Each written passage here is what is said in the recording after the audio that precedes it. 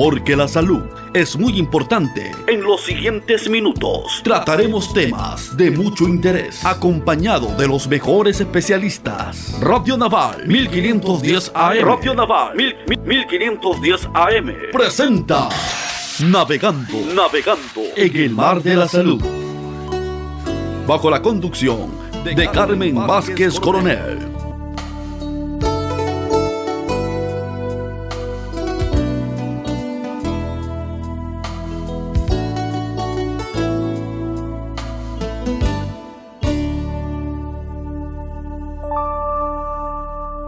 Gracias, amigos oyentes, por estar con nosotros. Bienvenidos a su programa, Navegando en el Mar de la Salud. El día de hoy queremos darle la bienvenida al capitán de corbeta médico, Vinicio Barreto Palacios. Él es jefe de la Unidad de Cuidados Intensivos del Hospital Naval. Mi estimado doctor, muy buenos días. Gracias por tener la gentileza de aceptar esta entrevista. Bienvenido. Muchísimas gracias, Carmita, a usted por la invitación. Y por supuesto, con todo el gusto de colaborarles en la información que ustedes requieren. Gracias. Bueno, el tema que en estos momentos vamos a enfocar es sobre el cuadro clínico de pacientes con COVID-19 en terapia intensiva.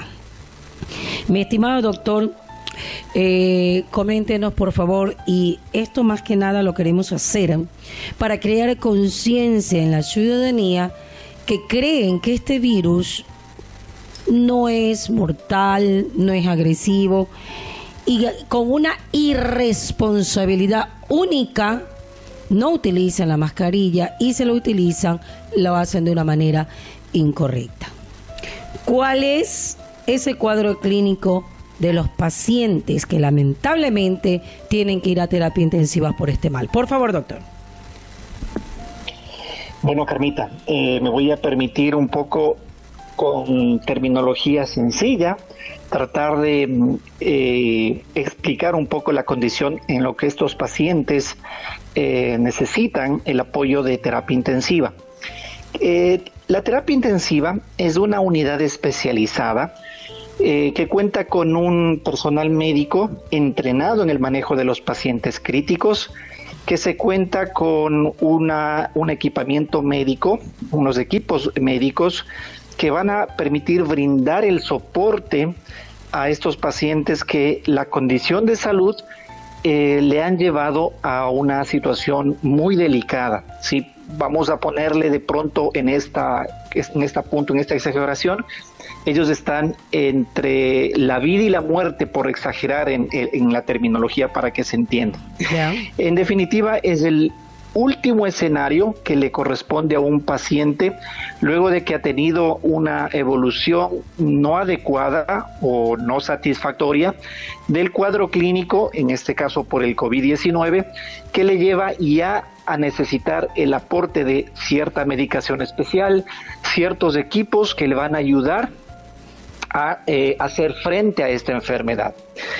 Un poquito con las estadísticas para nosotros enfocar qué pacientes o qué porcentaje de pacientes nos ingresan a terapia intensiva, tomando como un ejemplo el 100% de pacientes que tienen este problema.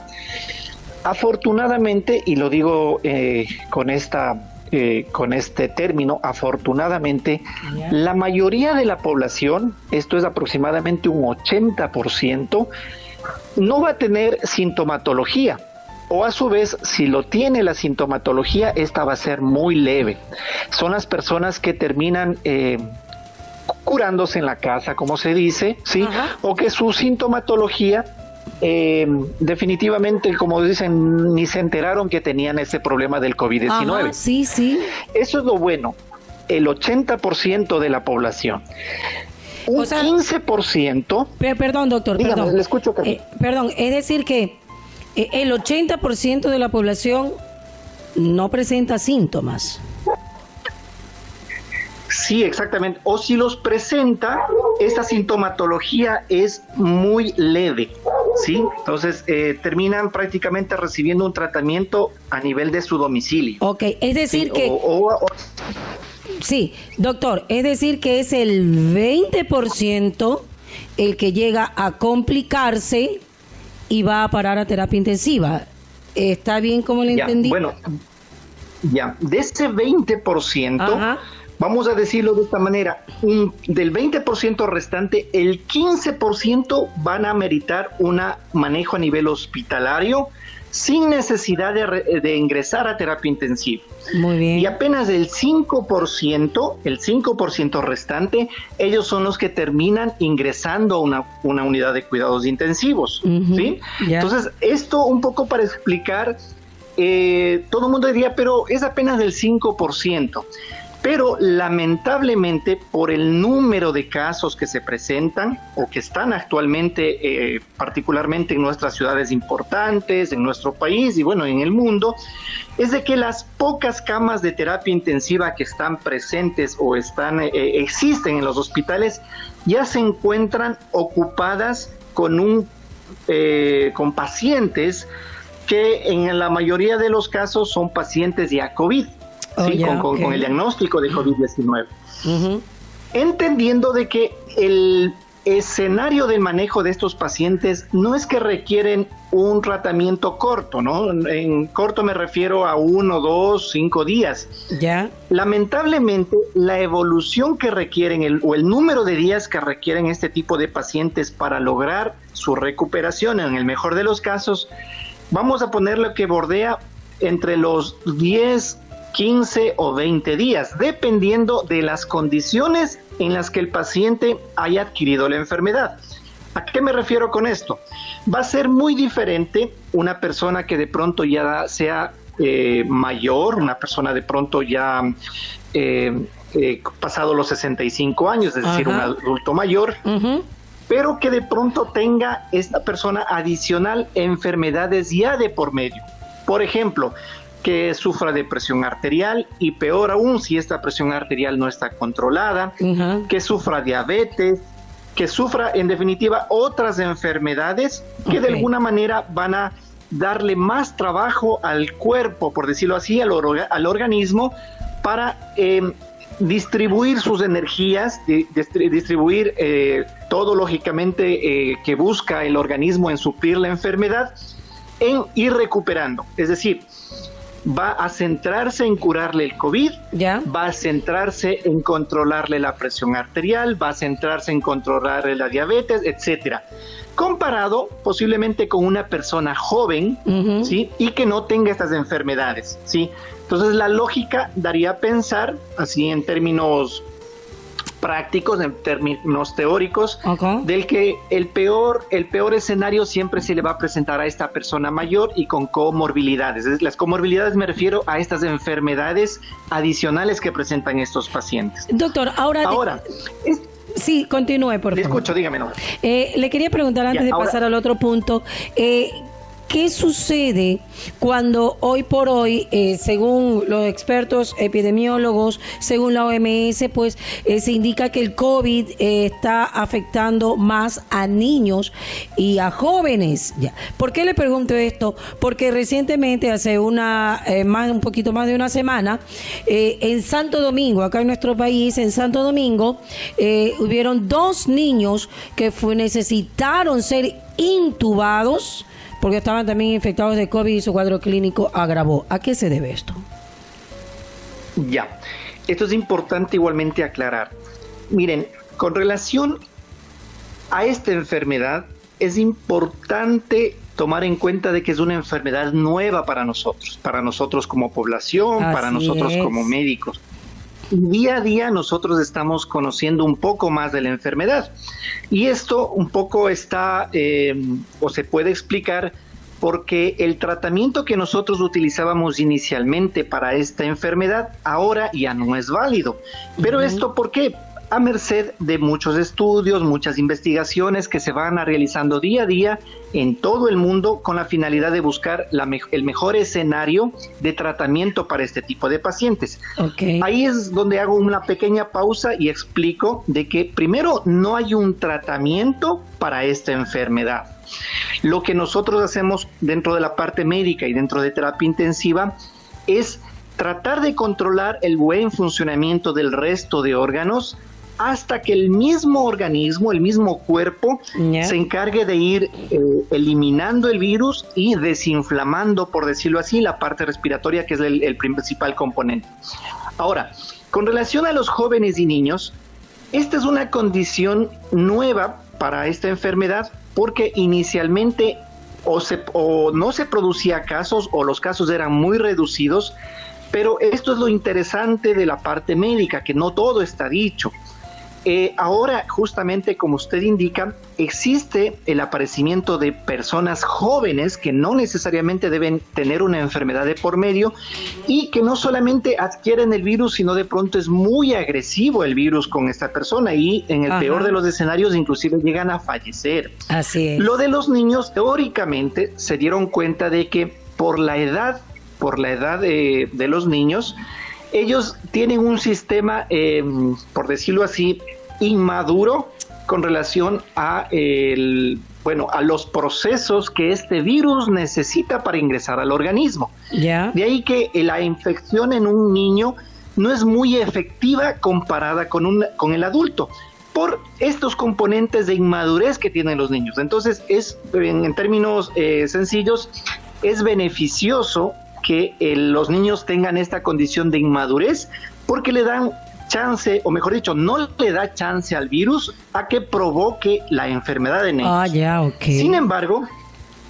recuerde, en medicina, o bueno, nosotros que hacemos medicina sabemos que no estamos tratando con una ciencia exacta. La medicina no es matemáticas, y hay este tipo de casos que se salen de lo que inicialmente está contemplado.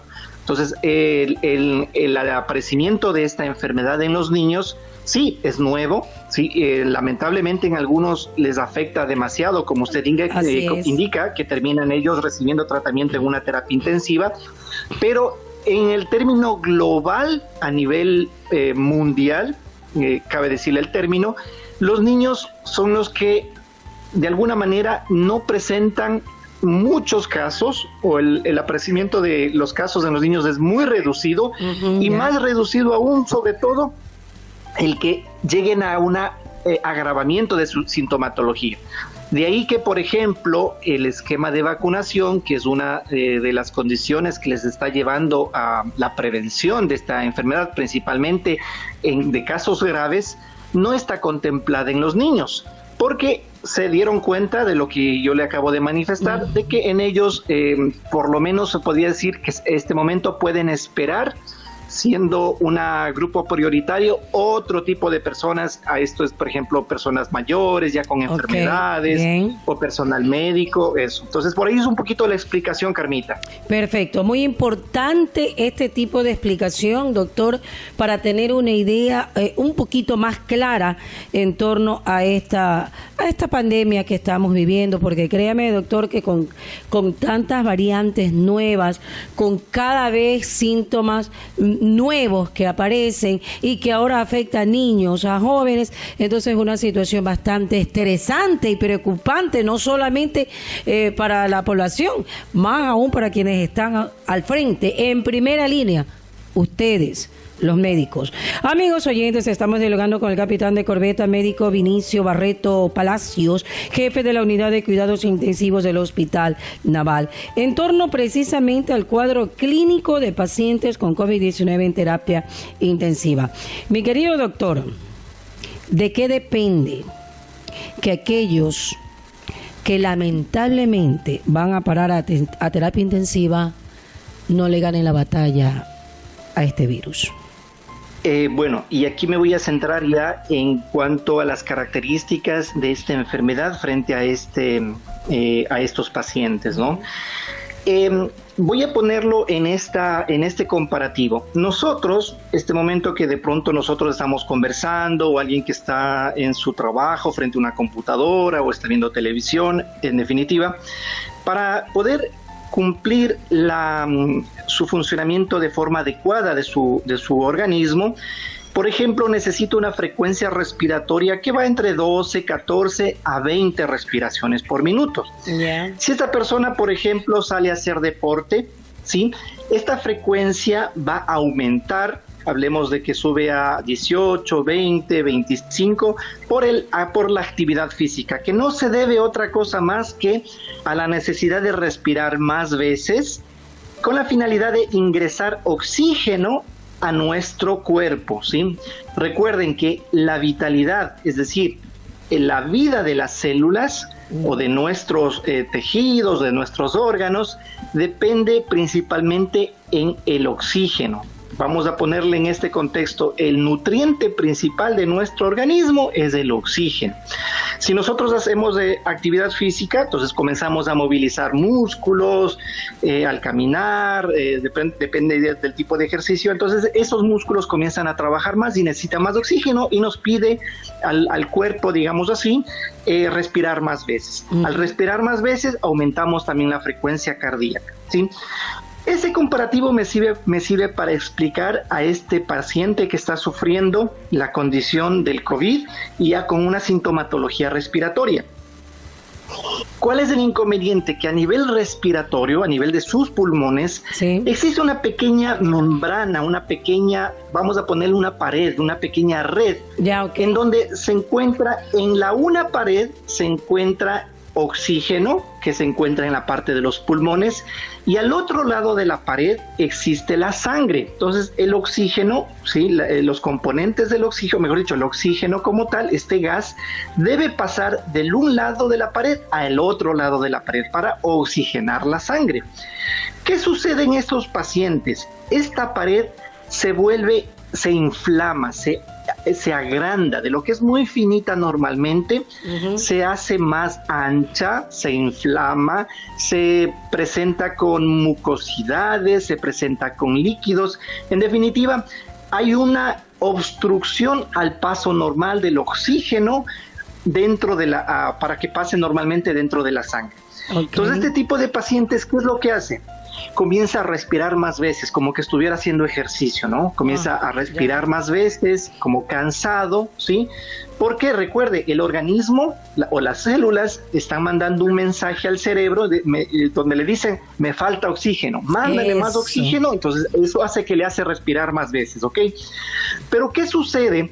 Que va a haber un momento en que la parte o una importante ocupación de los pulmones debido a esta lesión por el COVID-19 ya le va a dificultar el paso normal de esta cantidad de oxígeno y el paciente se va a cansar, ¿sí? Se va a cansar porque es la misma comparativo que nosotros hacemos de actividad física. Si estamos haciendo actividad física va a haber un momento que nos vamos a cansar, ¿sí? Claro, obvio. ¿Cuál es el riesgo que se llegue a cansar esta persona? ¿Sí? Es de que vaya a existir una paralización de su respiración y esto le llamamos una parada respiratoria. Okay. Sin embargo, recuerden, para llegar a esto, el paciente, por ejemplo, ya necesita un manejo hospitalario, ya está dentro del hospital recibiendo oxígeno suplementario, es decir, dándole más cantidad de oxígeno para suplir esas necesidades del organismo.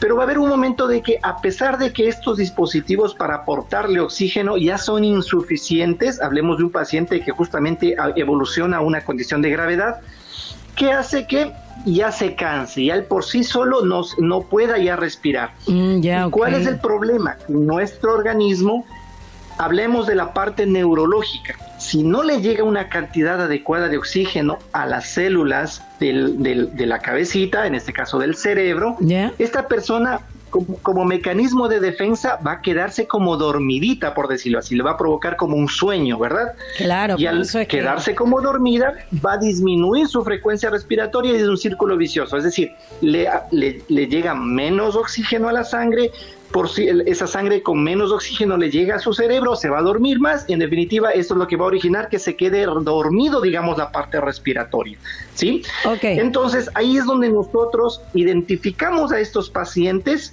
y en el mejor de los escenarios terminamos ingresando la unidad de cuidados intensivos para que sea una máquina conectada al paciente mediante un tubo que va conectado dentro, que ingresa por su boca, de ahí se va por su tráquea y queda instalada en su tráquea para que sea el ingreso del aire regulado por esta máquina que nosotros le programamos con la cantidad de oxígeno que el paciente necesita.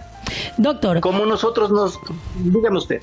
Sí, ante toda esta situación, pues, en todo caso, hay muchos pacientes jóvenes que llegaron a estar intubados y que no le ganaron la batalla al virus, pero hay otros mayorcitos que sí lo hicieron. Pregunto, y creo que es la pregunta del millón que nos están formulando vía WhatsApp. ¿Influye en algo el hecho, no sé, de tener un buen estilo de vida, una buena alimentación, el realizar ejercicios, el tomarme la vitamina A, B, C, D, qué sé yo, para tener mi sistema inmunológico bien reforzado? ¿De qué depende esto? Sí, definitivamente depende de todos este tipo de factores. Miren, hay estudios que determinan que, por ejemplo, el tener un tipo de sangre influye a que sea muy agresivo, por ejemplo, el virus a este tipo de personas que tengan el tipo de sangre. Influye en la edad, lo que habíamos dicho. Ajá. Definitivamente una persona que sea saludable y que cultive un adecuado estilo de vida, esto es con una alimentación adecuada, con actividad física, con un control médico periódico, sabiendo que de alguna manera está controlado todo su organismo, está funcionando bien, comparado con una persona que de pronto se alimenta mal, está o desnutrido o está malnutrido, en este caso que está con un sobrepeso, que es una persona sedentaria. Dentro de sus conductas alimentarias está, por ejemplo, que consume mucha dieta en hidratos de carbono, en grasas. ¿Ya? Entonces, en el uno y en el otro va a haber este tipo de diferencias, ¿no? Y que definitivamente, por ejemplo, está más que comprobado, y los estudios nos indican de que las personas que les da este problema y tienen sobrepeso o tienen obesidad, tienen el peor escenario o corren con esa mayor afectación comparado con una persona que de pronto no tiene este problema. Okay. Un poco para escuchar a veces lo que nosotros nos dejamos ver en las redes sociales o en las noticias. No hemos escuchado de que de pronto deportistas, por ejemplo, gente que de pronto es joven y deportista, se haya enfermado o a su vez que hayan progresado a una condición de gravedad. Entonces podríamos indicar de que este tipo de factores son los que influyen. Okay. Con relación a lo de las vitaminas, porque esto es importante igualmente un poco orientar a la población. Sí, por favor.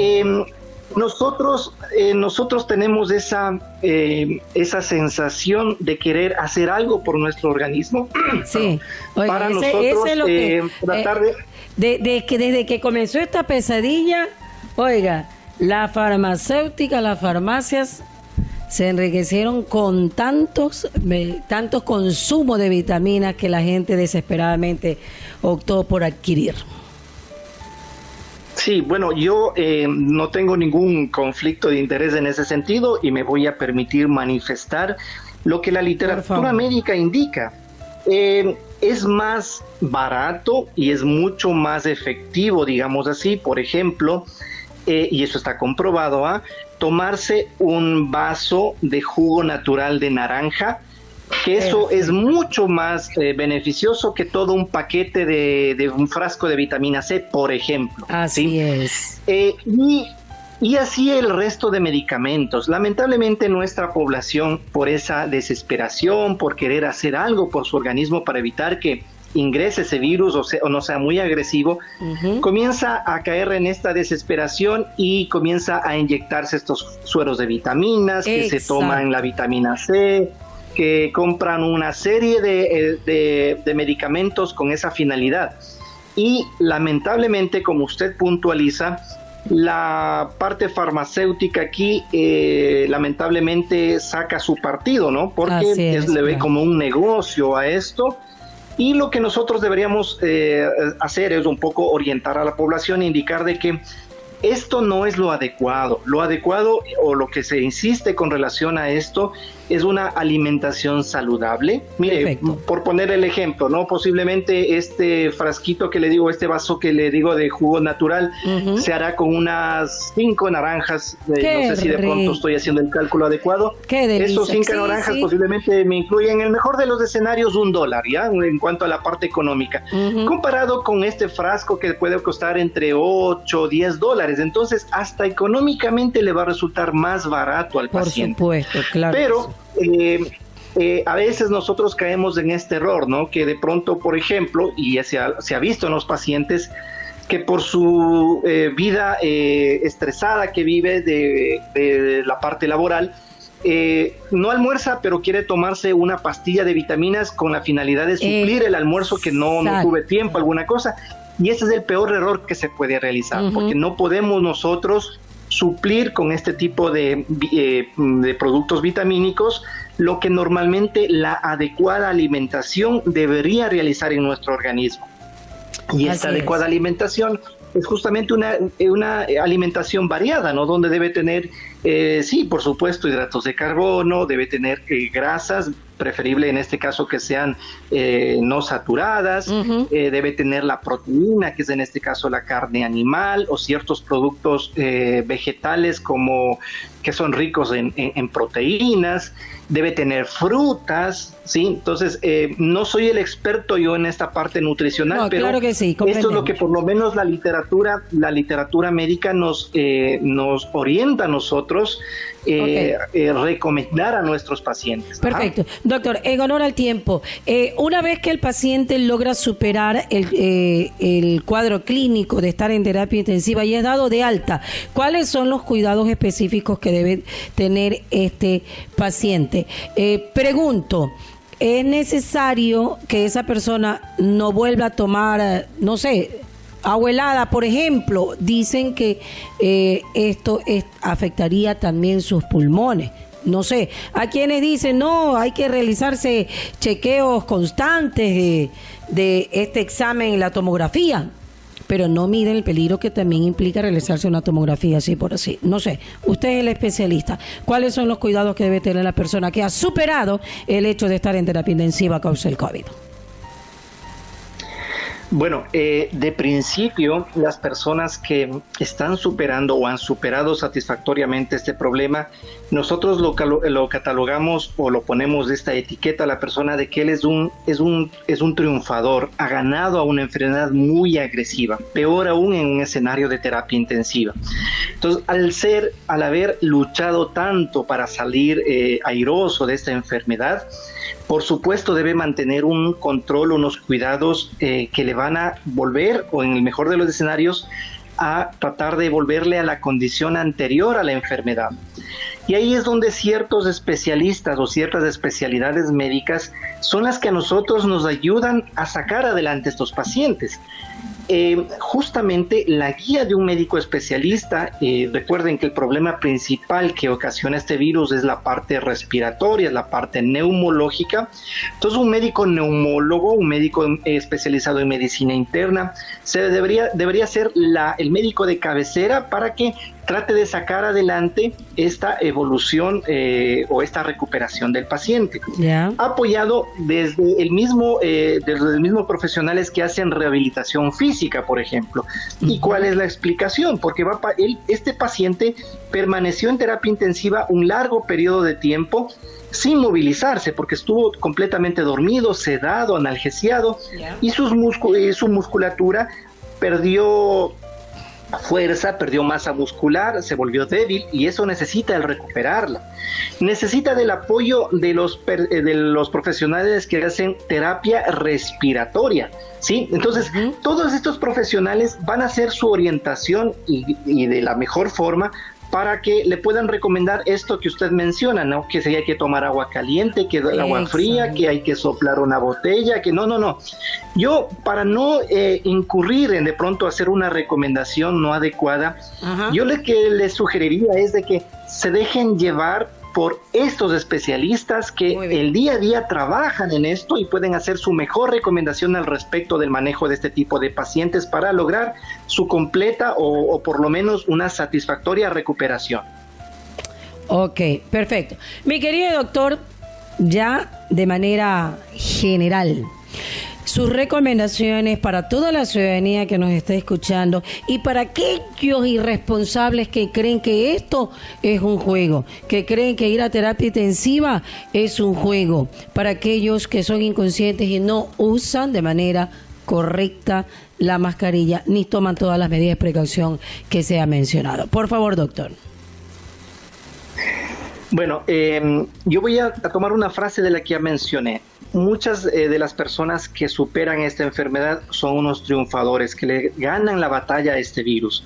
Pero este número de personas, lamentablemente, dentro de las estadísticas que nosotros manejamos, es un número reducido de personas. Lamentablemente la enfermedad nos quita a muchísimos pacientes. De ahí que la mortalidad, principalmente en los servicios de terapia intensiva, es muy elevada. Yeah.